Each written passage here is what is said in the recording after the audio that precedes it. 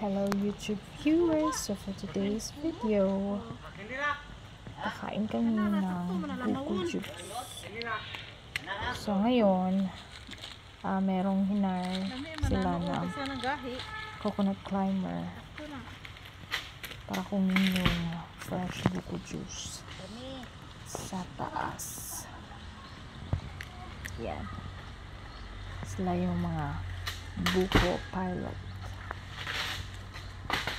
Yan, isa-isa nang binababa yung mga young coconuts.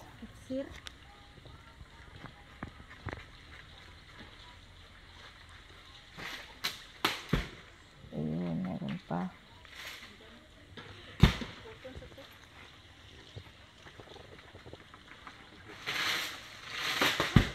Ay, gold saging. Marami yung bunga. Kaya marami kami pinakuha.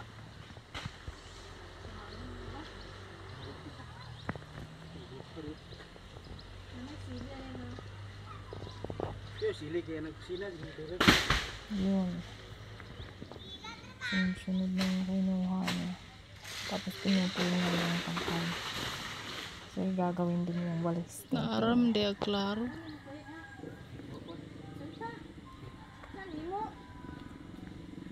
Easy lang sa kanya. Pero sa amin nakakatakot tingnan.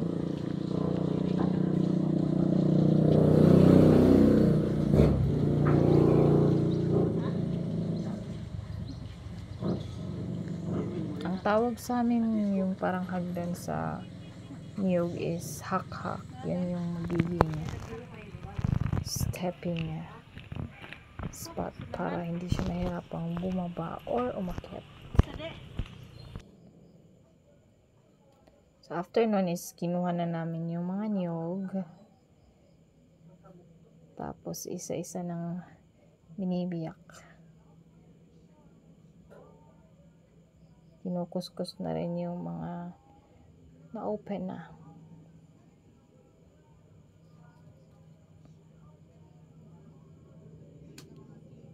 Kawa ko.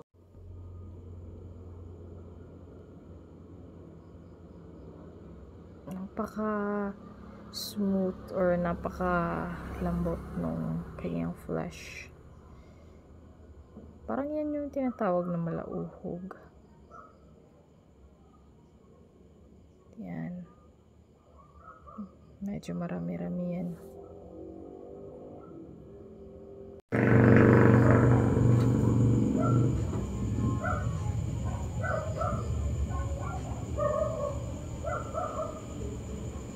Binibiyak na naman niya yung nyug.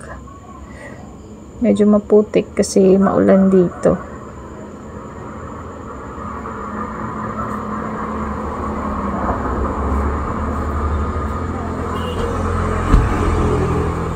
Yan. Dapat maingat sa pagbiyak kasi baka kamay or daliri mo ang maapiyak ng itak. Yan, pagbukas niya, sarap.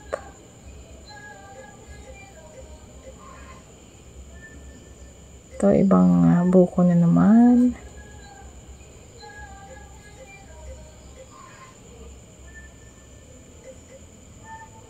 Tapos bubuhos niya sa Tupperware para ito yung maging natural na sabaw. So, bibiyakain na rin yan.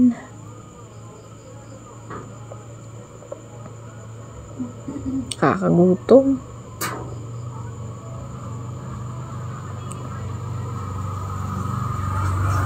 Another buko na naman.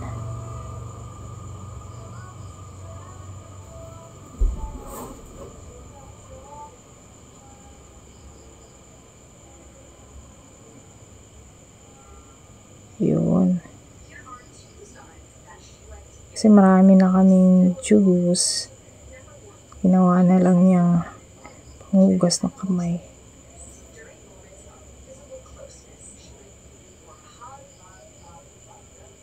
Oh, may nakita pa kaming parang insekto. Tupperware. Pero nalis na namin yun. After nun, nilagay namin yung biscuit.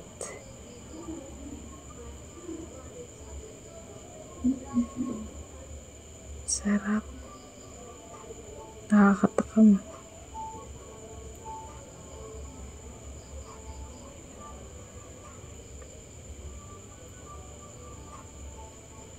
Tapos, yung condensed milk din. Para maging creamy at matamis na matamis. Dahil nasa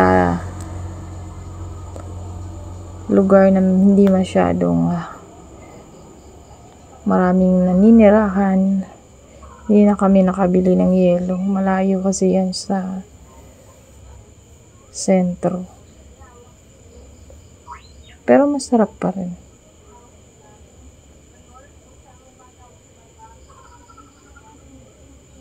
Ayan na po yung buko juice.